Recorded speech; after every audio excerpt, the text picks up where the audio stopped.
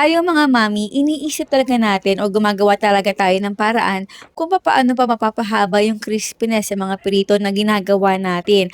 At the same time, nanonood talaga yung pinakalasa na to sa pinakaloob kaya naman mapaparami talaga ang kain mo. Dito ay gumamit muna ako ng chicken breast, mga nasa kulang-kulang 900 grams. Hiniwa ko ito ng maninipis at naglagay na ako dito ng mga pampalasa. Naglagay ako dito ng minced ginger, onion powder, Spanish paprika, konting rosemary leaves, paminta, beef powder, at asin. Next, kailangan natin ito ibabad sa buttermilk. Naku, alam ko na wala naman talaga mabibili masyado na buttermilk sa grocery. Kaya, gagawa na lang tayo. Meron tayo dito 2 cups of warm water, 1/3 cup full cream powder milk. Haluin natin ito. At nalagay ako dito ng 2 kalamansi. Haluin at mag-intay lang tayo ng saglit kasi maghihiwalay yung pinaka-water nito at curd ng konti. At ito yung kakailanganin natin. Napakaganda kasi gamitin yung buttermilk, especially kung gusto nyo talaga yung manuot yung mga marinade natin dito sa ating chicken. Pangalawa, mas pinapalabo niya pa yung meat ng manok. Pangatlo, hindi magiging dry or mas magiging juicy pa yung ating chicken. So ito, mas maganda kung imamarinate natin overnight or kung wala kayong time, pwedeng mga 3 hours. So ito naman yung ating breadings. Makikita nyo ang exact measurement dito sa ating screen. Ito yung ating first batch of coating.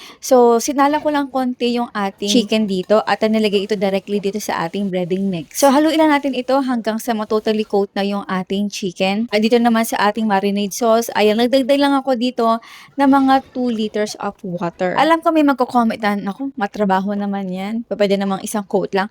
Yes, pwede yan isang coat lang. Direkto nyo yun ng ipirito. Pero ako kasi gusto ko talaga yung crispiness dito sa ating chicken strips. Kaya by batch, nilulublob ko lang yan ng saglit, strain, then again, i-coat ko ito. Minamassage ko talaga to hanggang sa makakuha ko ng ganitong klaseng effect. Itong effect na to, maganda to pag pinirito kasi talaga namang mas magiging crispy yung ating chicken strips. Over medium heat, syempre, pirituhin lang natin ito hanggang sa mag-golden brown. So, itong ating chicken strips ay talaga naman tumatagal yung pagka-crispiness nito at talaga namang yung lasa pagka kinagat mo, naku, super linamnam talaga. Medyo matabang pa nga tong aking chicken strips, hindi ko masyado nalagyan ng asin, pero wala pang 2 oras ay ubos na agad. So, ayan po, sana nagustuhan ninyo at kung meron kayo request, please do comment sa comment box section at itatry natin gawin.